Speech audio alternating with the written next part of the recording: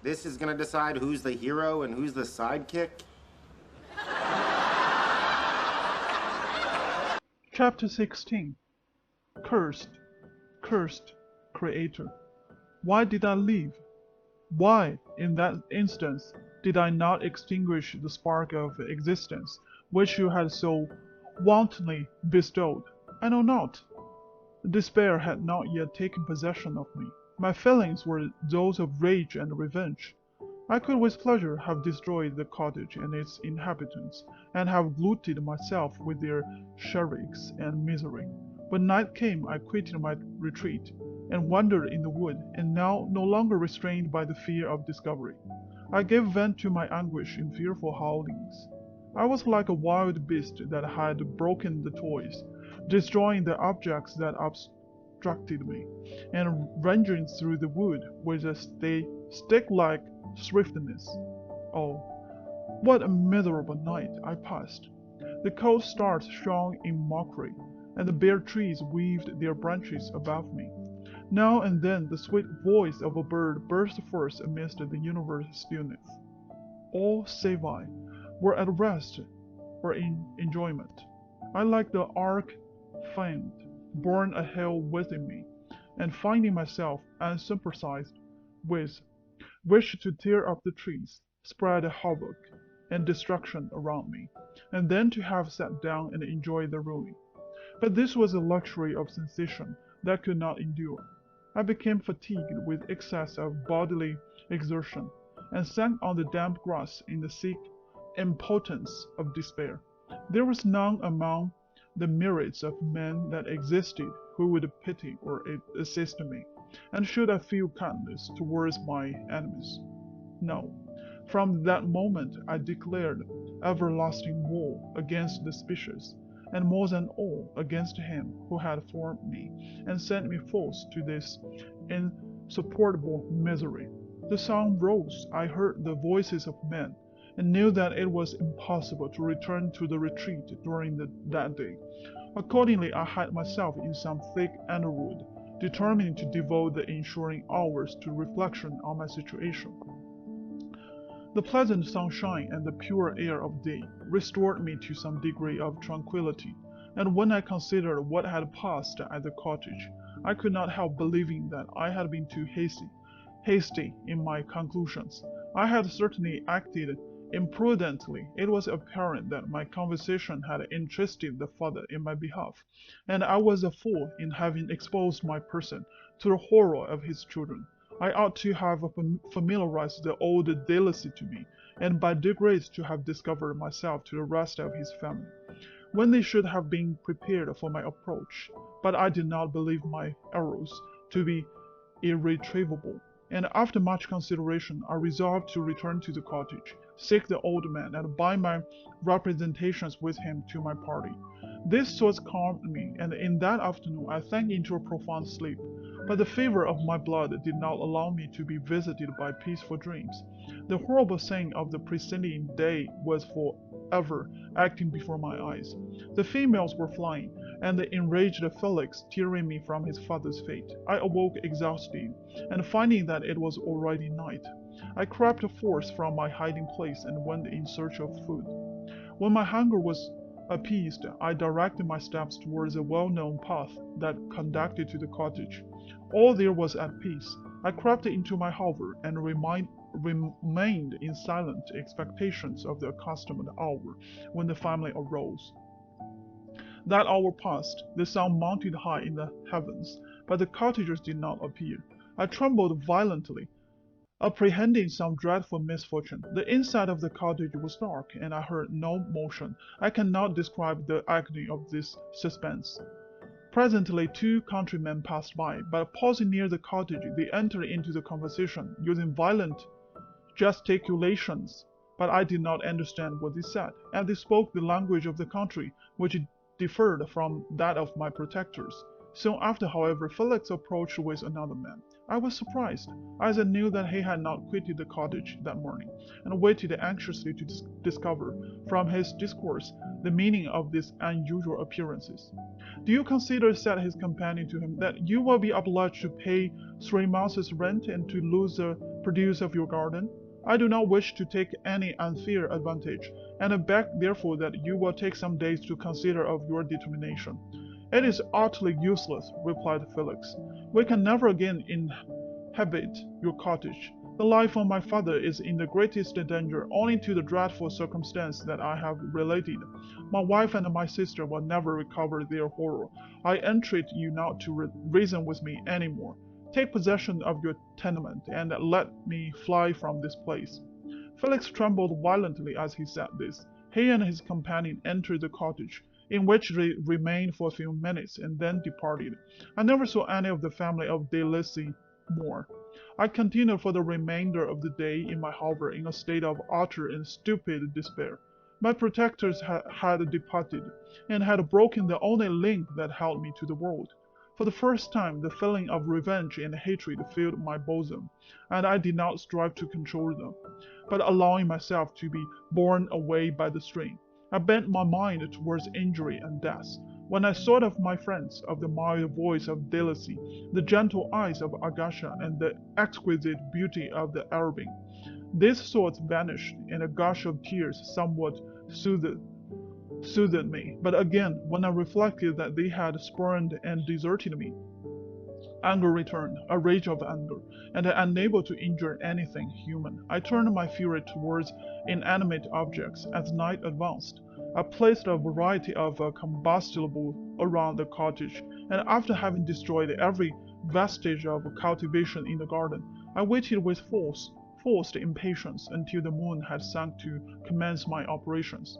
As the night advanced, a fierce wind arose from the woods and quickly dispersed the clouds that had loitered in the heavens. The blast tore along like a mighty avalanche, and produced a kind of insanity in my spirits that burst all bounds of reason and reflection. I lighted the dry branch of a tree, and danced with fury around the devoted cottage, my eyes still fixed on the western horizon, the edge of which the moon nearly touched.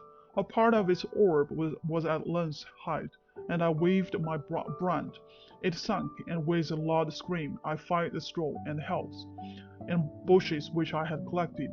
The wind fanned the fire. The cottage was quickly enveloped by the flames, which clung to it and licked it with their forked and destroying tongues. As soon as I was convinced that no assistance could save any part of the habitation, I quitted the scene, and sought for refuge in the woods. And now, with the world before me, whither should I bend my steps?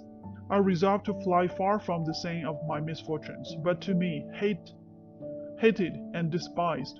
Every country must be equally horrible. At length the thought of you crossed my mind. I learned from your papers that you were my father, my creator, and to whom could I apply with more fitness than to him who had given me life? Among the lessons that Felix had bestowed upon Sophia, geography had not been omitted. I had learned from this the relative situations of the different countries of the earth. You had mentioned Geneva as the name of your native town, and towards this place I resolved to proceed. But how was I to direct myself? I knew that I must travel in a southwestern direction to reach my destination, but the sun was my only guide. I did not know the names of the towns that I was to pass through, nor could I ask information from a single human being, but I did not despair. From you only could I hope for succor. Although towards you I feel no sentiment but that of hatred, unfeeling, heartless creator. You had endowed me with perceptions and passions, and then cast me abroad, an object for the scorn and horror of mankind. But on you only had I any claim for pity and redress, and from you I determined to seek that justice which I vainly attempted to gain from any other being that wore the human form. My travels were long, and the sufferings I endured intense. It was late in autumn when I quitted the district where I had so long resided.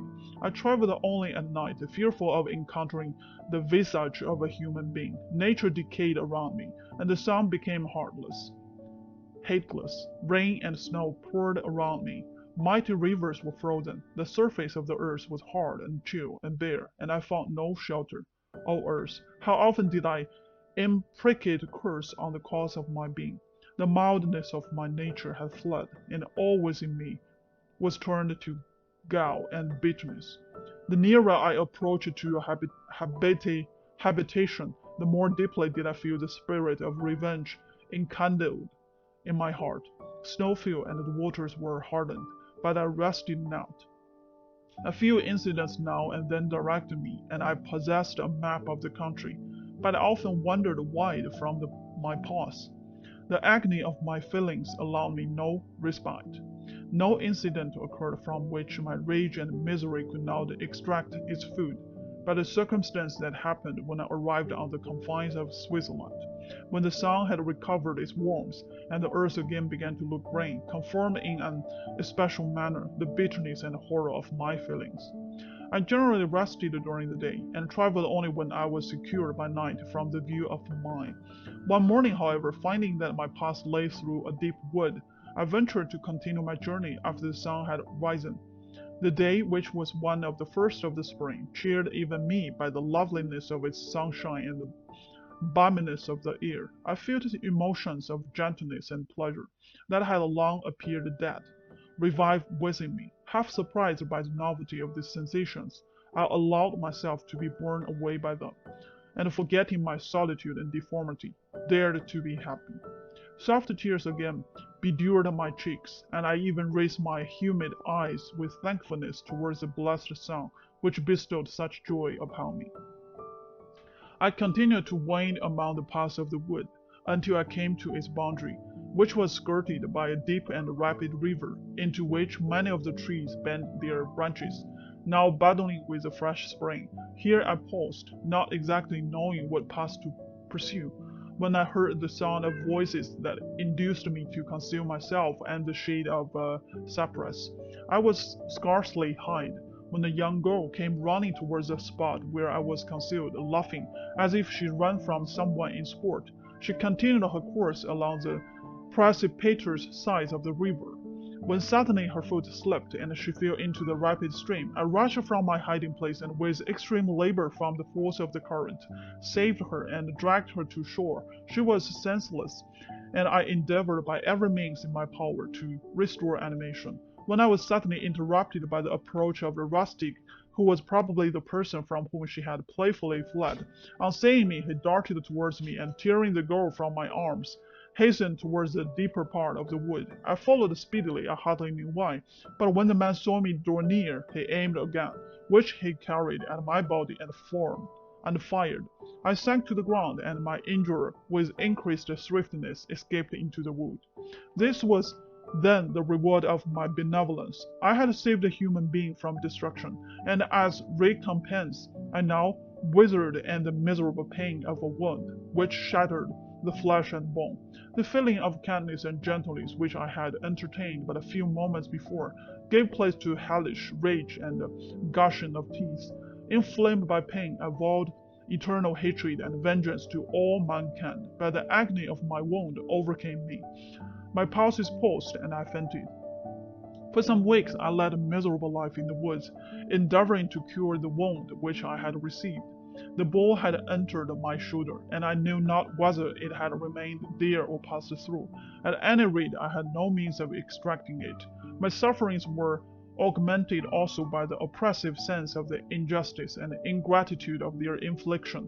My daily vows rose for revenge, a deep and deadly revenge, such as wound alone compensated for the outrages and anguish I had endured.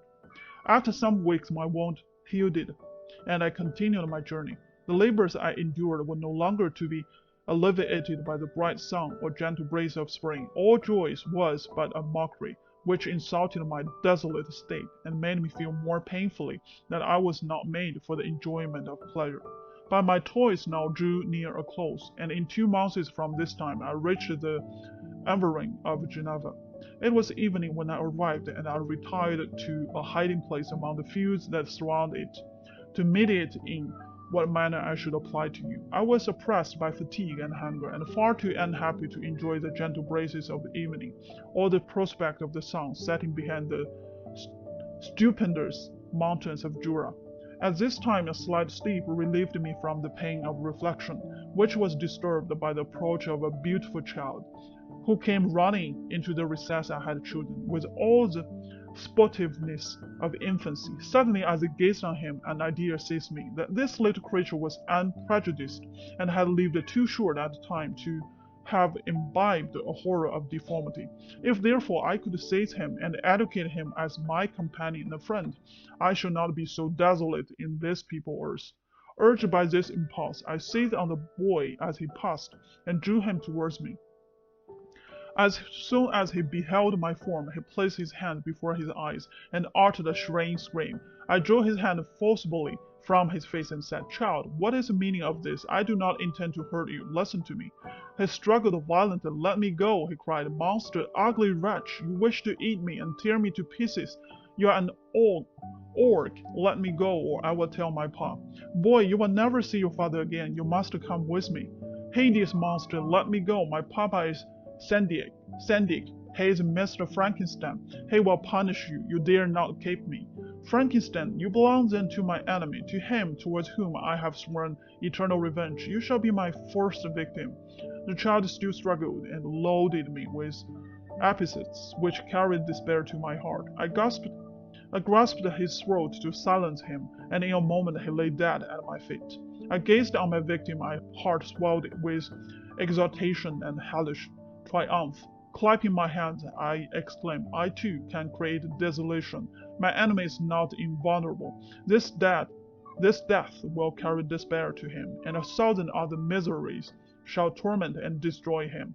As I fixed my eyes on the child, I saw something glittering on his breast. I took it. It was a portrait of a most lovely woman. In spite of my magnanimity,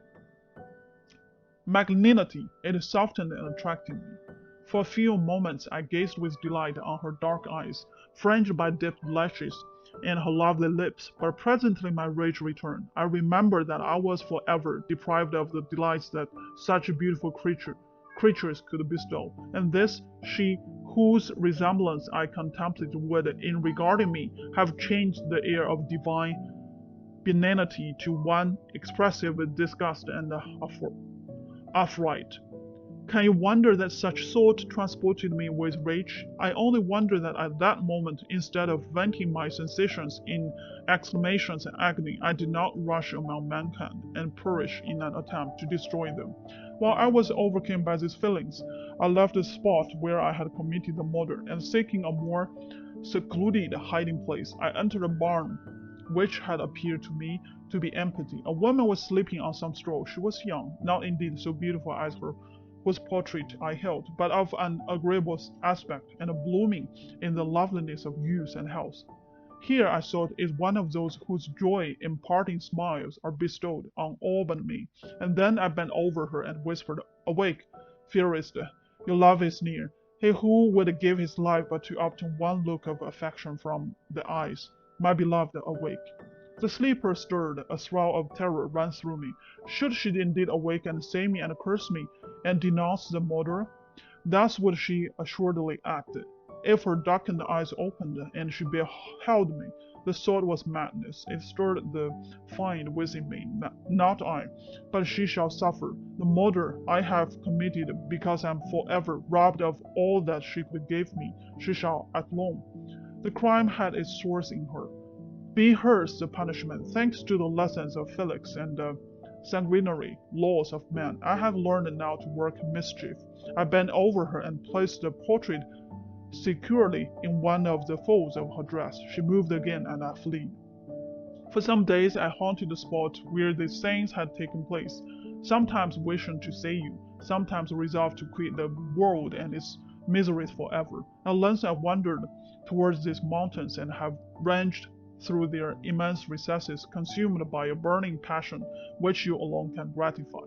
We may not part until you have promised to comply with my requisition. I am alone and miserable. Mine will not associate with me, but one as deformed and horrible as myself will not deny herself to me. My companion must be of the same species, and have the same defects. This being you must create.